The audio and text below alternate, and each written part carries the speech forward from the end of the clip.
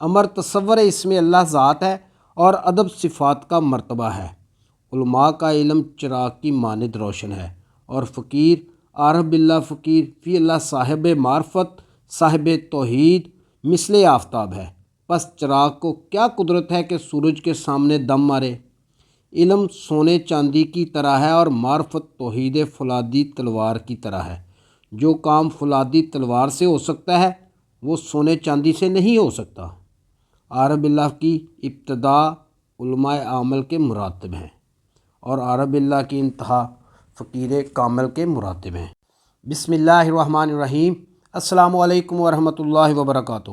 الصلاۃ والسلام علیک یا سیدی یا رسول اللہ وعلی آلک واصحابک یا سیدی یا حبیب اللہ۔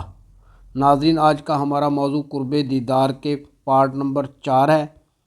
حضرت سلطان باہو رحمۃ اللہ علیہ فرماتے ہیں، حرف میم سے مراد یہ ہے کہ مرشد مومن ہو، چنانچہ المومن مرآت المؤمن، یعنی مومن کے لیے روشن رہنما آئینہ ہوتا ہے۔ معاہد یعنی اللہ کو ایک ماننے والا، محرم راز صاحب اسرار رب العالمین ہو۔ مرشد مشفق اور مہربان ہو، تمام انبیاء اولیاء اللہ کی مجالس اور بالخصوص مجلس محمدی صلی اللہ علیہ وآلہ وسلم کی حضوری میں نظر کے ساتھ پہنچانے والا ہو اور کون و مقام جمعیت و جاودانی بخشنے والا ہو۔ حضرت سلطان باہو رحمۃ اللہ علیہ فرماتے ہیں، ہیچ نفس نیست قز آئینہ روپ نہان کند، دل چو روشن شد کتاب دفتر درکار نیست۔ آپ رحمۃ اللہ علیہ فرماتے ہیں، جس طرح کوئی شخص ایسا نہیں جو آئینہ سے اپنا منہ چھپا سکے، اسی طرح جب دل منور ہو جاتا ہے تو پھر کسی کتاب و دفتر کی ضرورت نہیں رہتی، بلکہ خود بخود دل کے آئینہ پر ہر چیز واضح ہو جاتی ہے۔ اور حرف ر سے مراد یہ ہے کہ مرشد نہ دنیا کی طرف راغب ہو اور نہ عقبہ کی طرف التفات کرے، بلکہ اللہ تعالیٰ کی قضا پر راضی ہو۔ اور حرف شین سے مراد یہ ہے کہ مرشد لامکانی شہباز ہو اور صاحب نور، صاحب قدرت اور صاحب اسرار سبحانی ہو۔ اور حرف دال سے مراد یہ ہے کہ مرشد کا دل دریائے توحید ہو اور مرشد ہمیشہ اللہ تعالیٰ کی ذات میں غرق رہے اور ہمیشہ مجلس محمدی صلی اللہ علیہ وآلہ وسلم میں حضور نبی کریم صلی اللہ علیہ وآلہ وسلم کے حضور رہے۔ اے جان عزیز، جاننا چاہیے کہ طالب صادق تو جان سے بھی زیادہ مونس اور عزیز ہوتا ہے، اور جھوٹا طالب دشمن مثل دشمن شیطان ہے، بلکہ شیطان سے بھی بدتر ہے، کیونکہ شیطان تو لاہور پڑھنے سے دفعہ دور ہو جاتا ہے، لیکن دشمن طالب 100 مرتبہ لاہور پڑھنے سے بھی نہیں بھاگتا بلکہ جان لے لیتا ہے۔ حضرت سلطان باہو رحمۃ اللہ علیہ فرماتے ہیں، باہو رحمۃ اللہ علیہ گر طالب صادق چو مرشد رازبر، میر ساند طالبان راہ با نظر۔ اے باہو رحمۃ اللہ علیہ، اگر طالب صادق ہو اور مرشد بھی صاحب راز ہو تو وہ طالبوں کو ایک نظر سے منزل مقصود تک پہنچا دیتا ہے۔ واضح ہو کہ محجوب طالب کا مرتبہ دنیاوی ازوجہ ہے اور وہ نامرد مخنث اور بے مقصود ہے، اور مجذوب طالب کی عاقبت مردود ہے، لیکن محبوب طالب کی عاقبت محمود ہے۔ جو شخص ذات نور کی معرفت، قرب الہی اور عین بعین دیدار پروردگار سے مشرف ہوتا ہے، وہ ہمیشہ اپنے محاسبہ کے لیے قاضی، بالخصوص محاسبہ نفس کے لیے گویا روز قیامت حساب گاہ ہے، کیونکہ از روئے شریعت قرب دیدار الہی کے 2 گواہ ہیں، ایک نظر بے مثل نگاہ، دوسرا توفیق ازلی کی قوت سے آگاہ۔ ایسا شخص ہمیشہ اللہ کی امان میں ہوتا ہے۔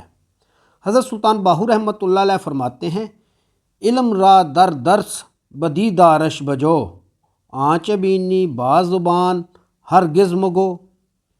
اس علم کی جستجو کر جس میں دیدار کا درس ہو، یعنی دیدار خدا حاصل ہو، مراد تصور اسم اللہ ذات۔ اور جب دیدار خدا کا مشاہدہ کرے تو اسے زبان پر مت لا۔ آپ رحمۃ اللہ علیہ فرماتے ہیں، علم را در درس دیدارش بخوان، ہر کے روشن میشود عین العیان۔ ایسا علم پڑھ جس میں دیدار خدا کا درس ہو۔ جب علم تصور اسم اللہ ذات سے دل روشن ہو جاتا ہے تو دیدار خدا عین العیان ہو جاتا ہے۔ آپ رحمۃ اللہ علیہ فرماتے ہیں، نیست آن جائے مطالعہ کی لوکال، با جمیت غرق فی اللہ در وصال۔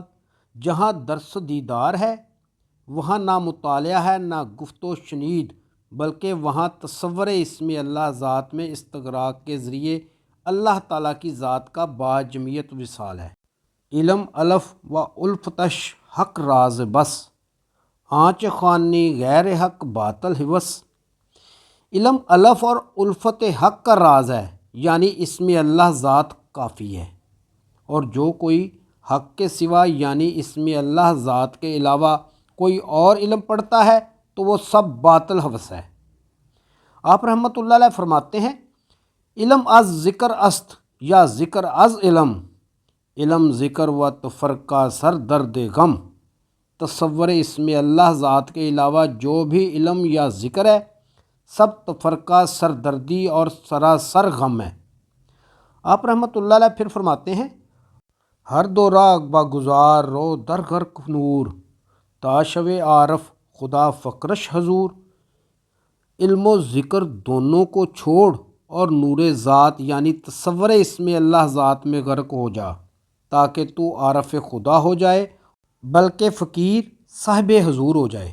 آپ رحمۃ اللہ علیہ فرماتے ہیں، خود پسنداں کے شناسد از علم، بے حضوری ذکر ہم خطرات وہم۔ خود پسند اور متکبر لوگ حقیقی علم یعنی تصور اسم اللہ ذات کو کیا پہچانے؟ تصور اسم اللہ ذات کی حضوری کے بغیر علم و ذکر سب خطرات اور وہم خیال ہے۔ فقیر عارف ذاکر فاضل بہتر ہے، یا فقیر فیاض الفضل عالم باطن ظاہری علم سے باطنی قلب و قالب اور ہفتم اندام پاک نہیں ہوتے۔